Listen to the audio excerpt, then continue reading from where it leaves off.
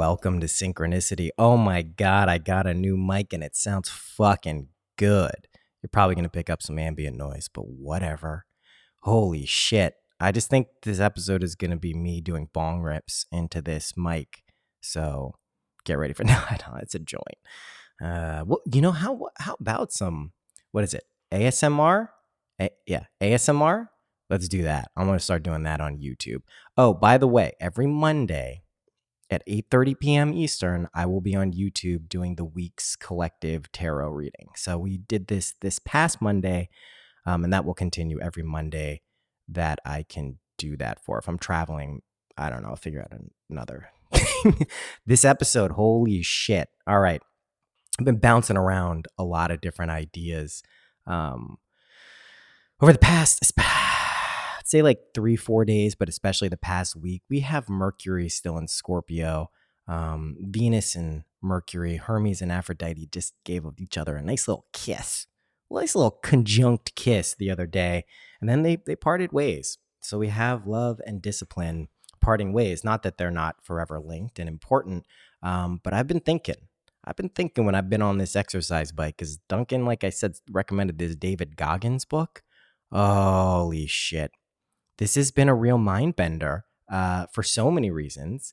One, go get it. The Audible version is what I'm listening to. It's fucking amazing. He's just great. The guy who is the ghostwriter and narrator, I started off not liking because he's like the opposite of Goggins. He kind of seems such a judgmental prick. He seems like a pussy. Well, anyone next to David Goggins seems like a pussy, just to be clear.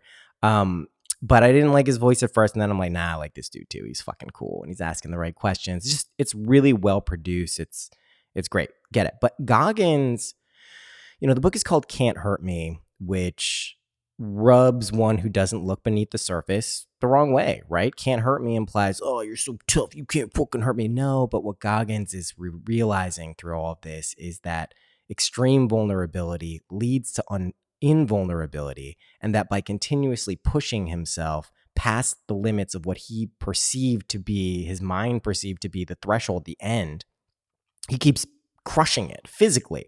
So this is just a very inspiring mindset. It's not totally different than the imaginal stuff we've been doing, but there is a confrontation looming. And this is what I've been kind of dealing with over the past 3 or 4 days. And like when I say dealing with it, hasn't been like that big of a deal, but it's an internal thing that I was trying to reconcile. And this is something that, excuse me, I think Michael Donovan was the first person to give me a lot of pushback on the imagination. And he still doesn't really, he just thinks I'm being foolish. So there are people out there who I'm close to who are just like, nah, whatever.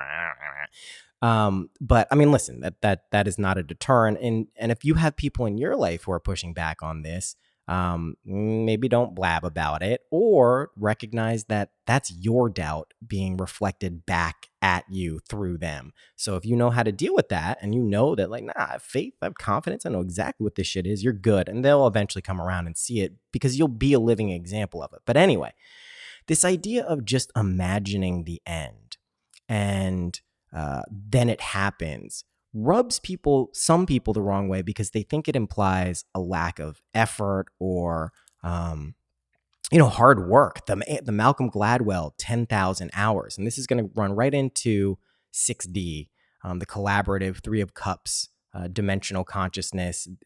These are connected very much. So effort and hard work and suffering and pain are absolutely things we go through to realize that we are limitless and that we can actually do whatever we want. That is the process. That's what the Buddhists so clearly identified with their first noble truth, which is life is suffering. And people take that the wrong way. Oh, life is bad. No, God, Jesus, no. It's great. It's fucking amazing. Especially when you wake up and you realize you're in a fucking lucid dream. It's the fucking best thing ever. But anyway, this idea of imagination or positive thought being a passive activity could not be farther from the truth.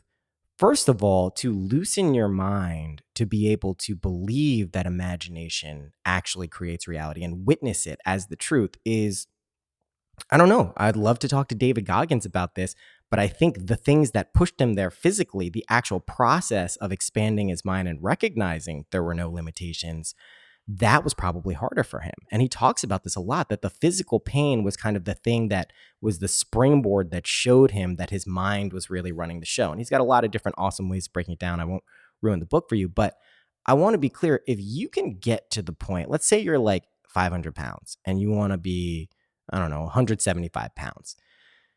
Yeah, there obviously is going to need to be physical things taking place to get you to that point. But let's be clear, what that looks like could be a variety of things. One could be you're on the treadmill and busting your ass and putting out like David Goggins says every day. Two could be you could get a crazy fucking disease and get sick and get a tapeworm and fucking lose all the weight in another uncomfortable way. Now, here's the thing.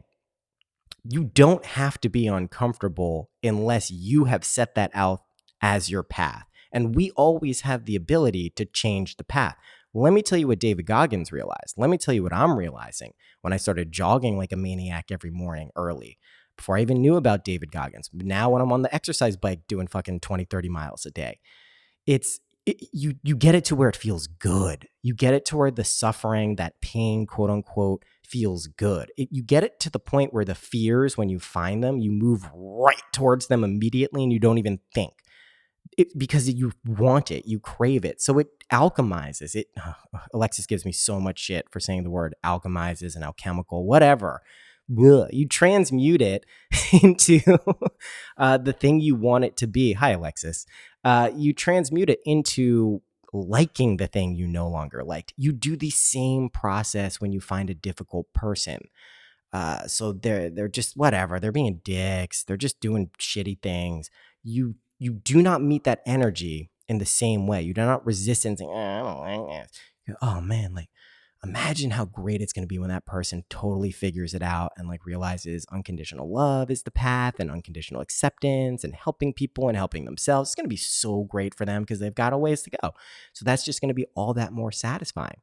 So that's how the effort is still exerted. If your end destination is to lose the weight, and you feel it and you believed it, you will naturally do the things that need to happen. That may involve moving through pain and suffering. It may involve getting on the bike and being like, I fucking love this shit. I love when my quads are burning. Oh my God, this is fucking incredible. That's alchemy. That's magic. That's imagination. That's you being God, or goddesses, whatever you want. It's the fucking best.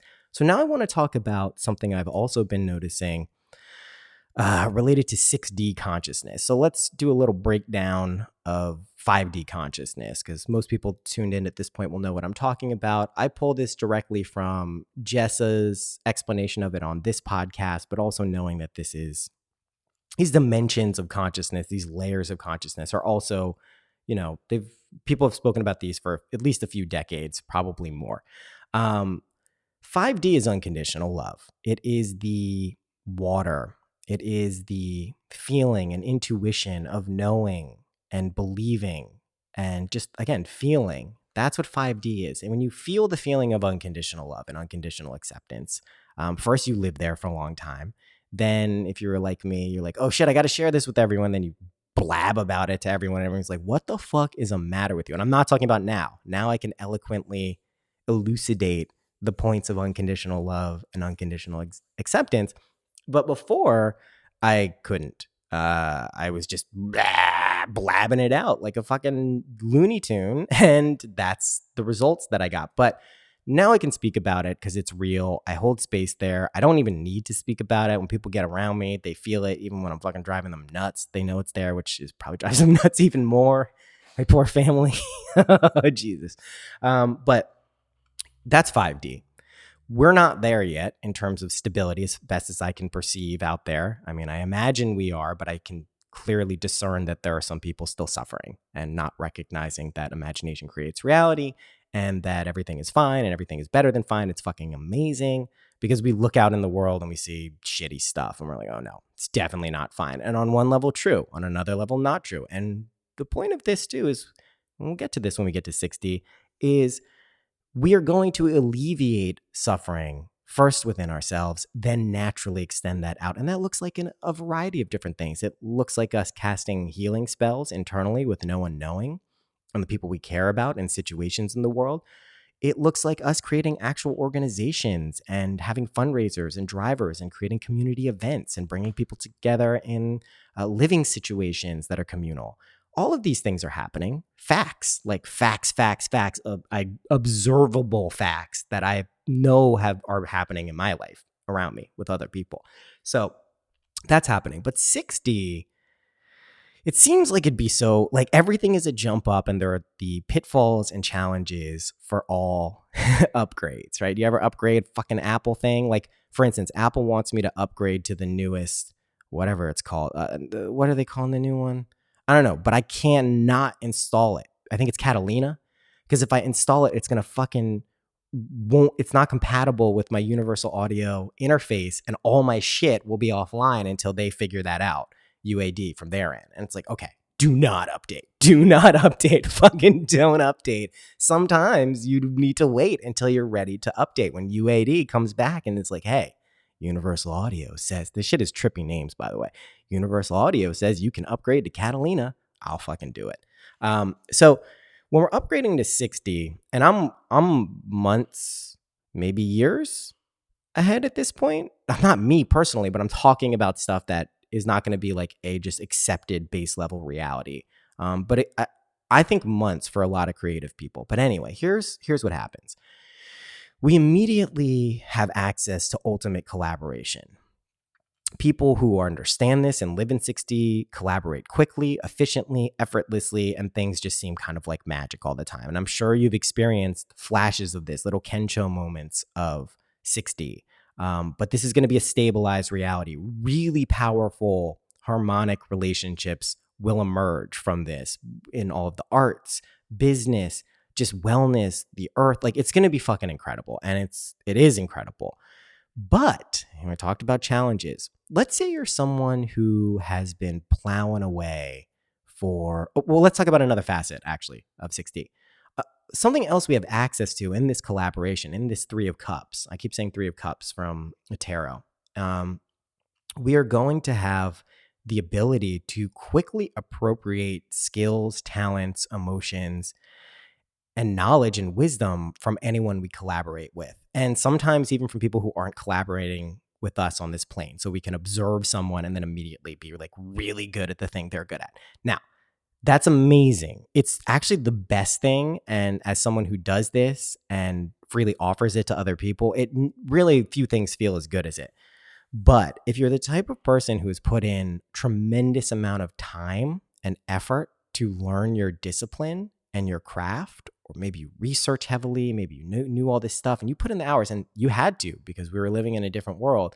When some jackass like me comes in and quickly like fucking ascends the fucking mountain, and not in like a trivial bullshitty way. I'm referring to like tarot, stuff like that. Like, tarot clicked for me. I didn't understand it one day. I fucking understood it the next. And I understood it because I understood my own mind and who I was. And that kind of is the gateway and the key that opens up all of these dimensions.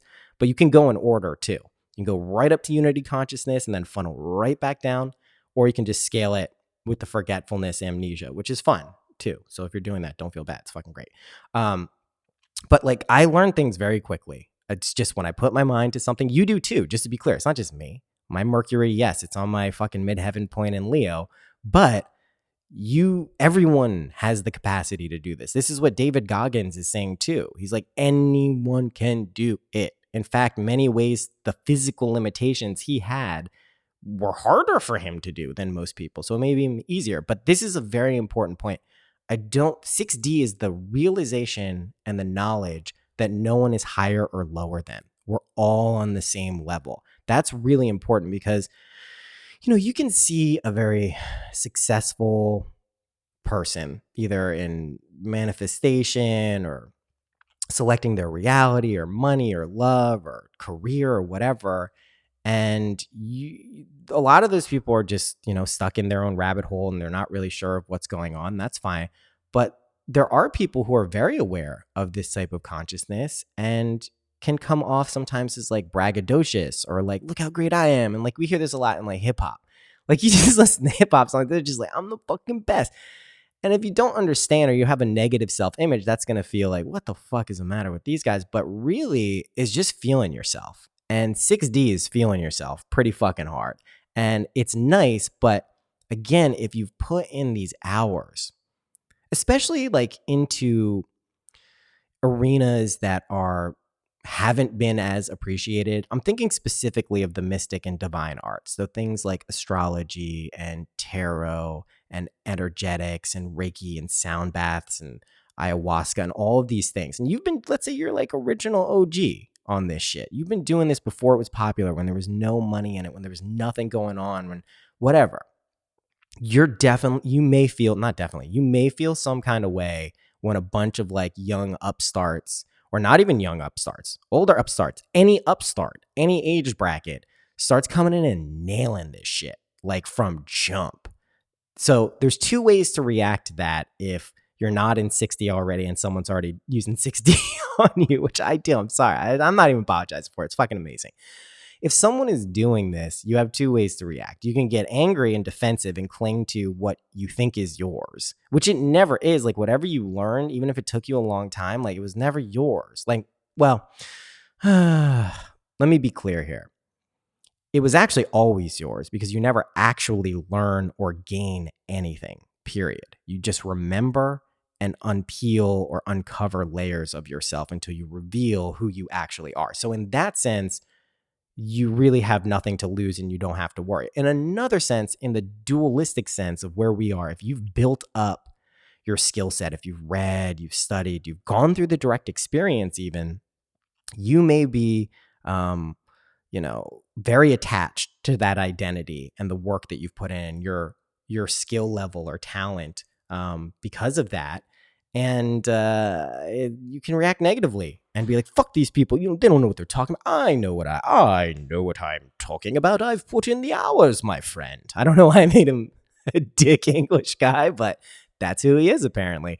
That's one way to go about it. The other way, the way that I like to go about it, and it just works for me, is anyone can do this shit. Show them how to do it.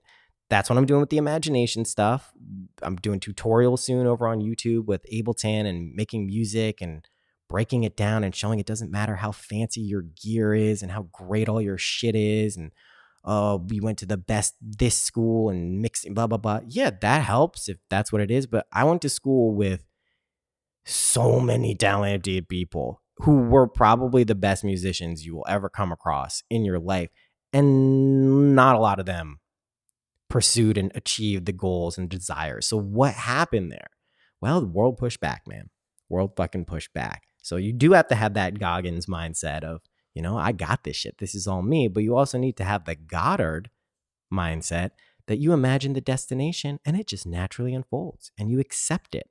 So 6D, we navigate the pitfalls by sharing what we know, loving it when people quickly ascend right to our infinite level of creativity and imagination, because then we can collaborate. We can Three of Cups it up. That's amazing. That's so much more fun than being like defensive of this like little slice of perceived like, well, I discovered this and I made these connections and I've been teaching this for blah, blah, blah many years. And, I know all these special things and you don't know. It's like, all right, well, you know what? I could probably pick like any random object in this room and use it as an oracle and have it be just as effective as someone who's like using the most complex astrological formulas for divining the inner math code of the physical fucking platonic solid cube ascension black. I'm not shitting on any of that stuff. It's all fucking great. It's just, you gotta be okay with like not being upset if someone comes onto your territory.